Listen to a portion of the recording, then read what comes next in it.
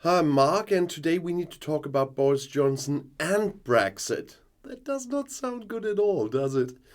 Well, London and Brussels reached a Brexit deal to ease trade between Northern Ireland and the rest of Britain. Britain won't regain control this way, is what former British Prime Minister Boris Johnson saying about this, making life difficult for his successor Sunak.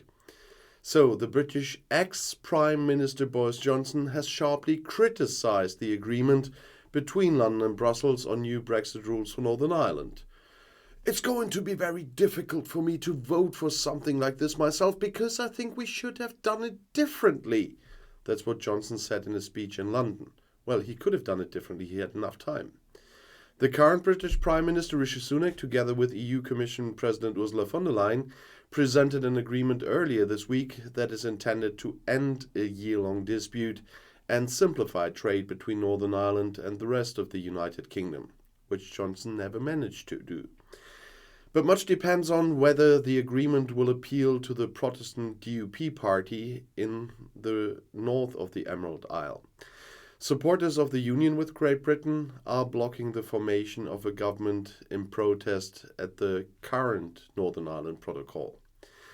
Commenting on Sunak's deal, Johnson said, "This is not how Britain regains control. The promise to gain complete control over the rules in one's own country, you all remember, take back control, was the central slogan of the Brexit supporters and Boris Johnson.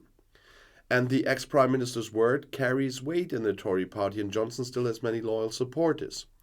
Johnson negotiated the original Northern Ireland Protocol as part of the Brexit deal. It provides for a customs border between Great Britain and the EU in the Irish Sea. This is to prevent border checks between the North and EU member Ireland. But the rule created some difficulties, for example, with sending parcels, medicines, and pets from the UK or from Great Britain to Northern Ireland. Sunak wants Parliament to vote on his agreement. A date for this has not yet been determined, and meanwhile the DUP wants to examine the text in detail. Representatives of the party-affiliated think tank Centre for the Union reported doubts in the Belfast Telegraph already. The Northern Irish Unionist Party, the DUP, is sceptical about Rishi Sunak's agreement with the EU in the Brexit dispute. Actually, the Democratic Unionist Party wants to clear the Northern Ireland Protocol completely. Sunak, who fears another Westminster drama, also relies on the Stormont break in the course of his persuasion work. As part of the Windsor framework, that means the agreement between Great Britain and the EU from Monday, the break should include special rights for MPs from Northern Ireland. Specifically, the break provides that MPs from Northern Ireland can pull the emergency brake when adopting new internal market rules, but in extraordinary circumstances. The prerequisite is that at least 30 of the 90 MPs from at least two parties vote against it. It is interesting to see how the Northern Irish Unionists react to this. The DUP's approval of the agreement with the EU is also important because the party is, as I said, currently blocking the formation of a government in the north, and with that in the regional parliament in Stormont in protest against the protocol. It's therefore particularly important for Sunak to get them on board, even if in theory he would not need their approval to implement the agreement. He wouldn't even need the vote for that. According to The Guardian, MPs must prove that their opposition is not trivial, but that a new law will have a significant impact on people's lives. The decision will then be reviewed by a UK-EU joint committee. However, the suspension of the law does not require the approval of the committee. It can only be subsequently implemented in Northern Ireland if the EU and Great Britain decide this together in this committee. Disputes are to be heard by an arbitral tribunal presided over by judges from the EU and the UK, according to The Guardian, without oversight from the European Court of Justice, on some things, but not on matters of EU law, by the way. What some unions might not like is that the European Court of Justice, the ECJ, has the last word on the interpretation of European law. The EU reserves the right to take corrective action if it does not share the UK government's decision. And nevertheless, the break could be an opportunity for the Unionists to agree to the agreement, face saving by invoking special rights here. The DUP has announced that it will examine the contract comprehensively. The Northern Ireland Protocol from the Brexit Treaty was, as I said, intended to avoid a hard border between the North and EU member Ireland. Open borders are particularly important for the nationalist population. In order to avoid the hard border, Northern Ireland continues to follow the rules of the European single market, which actually no longer apply to Great Britain since Brexit. The Unionists felt cut off from Great Britain by planned tariffs that are due, as well as import checks, and they also complain about difficulties in intra-British trade. But some diplomacy battle plans may be riddles. For example, the question of why the British Prime Minister Rishi Sunak moved to a hotel in the town of Windsor to meet the President of the European Commission, Ursula von der Leyen, for the negotiations on Northern Ireland. Couldn't that have been done with less effort in London? Normally, people only associate Windsor with Windsor Castle, and that is already half the answer to this riddle. King Charles III resides in the castle, which is why Windsor was chosen as the venue for the Sunak-von der Leyen summit meeting on February 27th.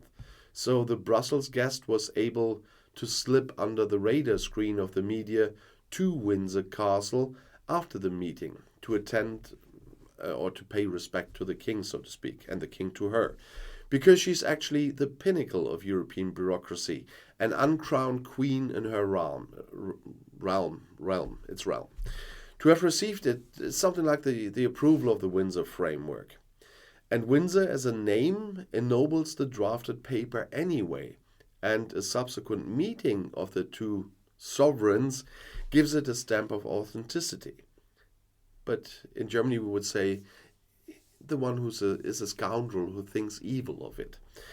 But still, not a few do that now. A king who allows himself to be drawn into the topicality of politics, well, that would have never happened to Charles' mother. And the current king also wisely refrains from commenting on the problems of the day. But King Charles did not want to miss this gesture of receiving von der Leyen for a private exchange. He's too caught up in the current tide for that, which as Prince of Wales he often accompanied with targeted interventions. But times have changed, and the success of Northern Ireland's politics after Brexit also affects the question of the cohesion of the kingdom itself. Is that still certain if the leading Unionist Party, the Democratic Unionist Party, the DUP, continues to oppose an agreement with London and sow a deep rift in London-Brussels relations? It is often overlooked, but in addition to the king, the US also has a genuine interest in the Windsor agreements and its success. And this in turn has increased the pressure on London to finally come to an agreement with the EU and to overcome the previous Northern Ireland Protocol. It bore the hallmarks of Boris Johnson and his arrogance. If it had become law, endless friction would have further poisoned relations between London and Brussels, as the British threatened unilateral action if the EU had not followed London's interpretation of the protocol, which they never did and still not do. No wonder that the EU has recently felt no inclination to talk to Westminster about Northern Ireland. This partner had become too, insecure for the Europeans. And on top of that, US President Joe Biden had repeatedly warned Johnson against tipping the scales with a trade war with the EU. The special relationship itself was threatened, and no more American investments flowed into the Northern Irish region. In mid-April, however, it's celebrating the 25th anniversary of the Belfast Good Friday Agreement, which helped end the civil war in Northern Ireland and in which US Senator George Mitchell played a key role as a mediator. The vast majority of Irish ancestry Americans voted to support Biden, and his warnings to Londoners to abandon the confrontational course with Brussels over Northern Ireland and to seek an amicable solution. And Sunak, the pragmatist, without the ideological baggage of his predecessors, or especially Johnson, has now made a breakthrough. How much the current mood in politics can hinder or inspire progress you can see here. With Sunak, von der Leyen had a partner in front of her whom Brussels, trusted is a hard word, but who would not face the EU with bared Brexit teeth in order to score points domestically. Rather, Sunak knows how badly Brexit has damaged Britain's political image around the world, not to mention the detriment to his country's economy. And the Ukraine war has also committed Brussels and London to a common strategic line and markedly improved political cooperation. It would be a wicked anachronism for the two to quarrel over Northern Ireland now. So the stars were aligned, the King, the US, the Ukraine war, to give new impetus to the Northern Ireland process. Approval in the lower house is considered certain now. According to the latest surveys, the English turn off more and more when they hear the word Northern Ireland. Even if the region with 1.9 million people were to leave the kingdom, most in the mainland would just shrug it off. The Windsor Agreement is probably the last chance to turn Northern Ireland's future around positively now. And it's the same with Brexit and politics as a whole. And you can see this on a lot of political channels as well.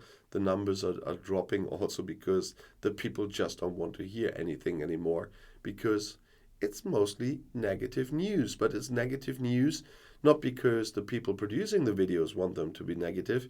It's because that's what reality produces, and especially the political reality in the UK. And I'll see you in my next video. I'll be back.